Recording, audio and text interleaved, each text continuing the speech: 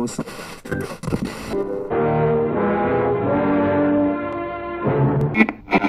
want to kind of discuss, like, I guess most people would deem this as a Western, but I wouldn't really call it that. It's got kind of a similar vibe to it. Did Westerns inspire you when developing this? Yeah, that's definitely a good question. I think what Kane and I tried to do with this film was to make an absolute anti-Western.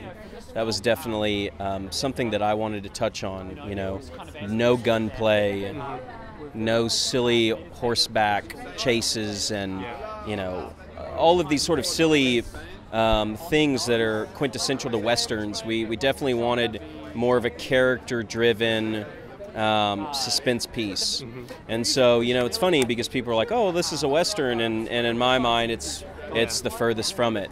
But, you know, we have those elements of, you know, being out in Texas in the 1800s and things like that. Yeah, the way and the characters. Yeah. That kind of thing. Yeah, absolutely. Yeah. I'm really curious as to why you chose this role, because I've seen your other work, and it's just like I don't picture you, honestly, in this kind of role.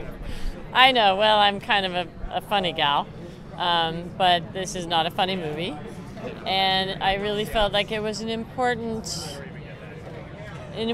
statement on what war does to us as a society, and I felt like this role was super challenging. Oh yeah. But that I thought I could maybe inform it, you know, with some vulnerabilities, some innocence, you know, about it. I also felt like these filmmakers were really talented and serious, and it would be really hard to find someone my age willing to be naked in their movies. So I felt like I should do it because, you know, part of the joy of being me is that I get to do this work for these guys, and, you know, and I feel honored to be able to do that. Yeah. And I was just talking to one of the guys about this, but like I saw Randolph, his character, as not so much as the villain. Like most people would probably see him as the villain in the film, but I saw like Wade kind of the same way. We're just getting his perspective or his side of the story more so. But at what point do you think evil becomes likable in movies? Evil becomes likable. I think evil becomes recognizable.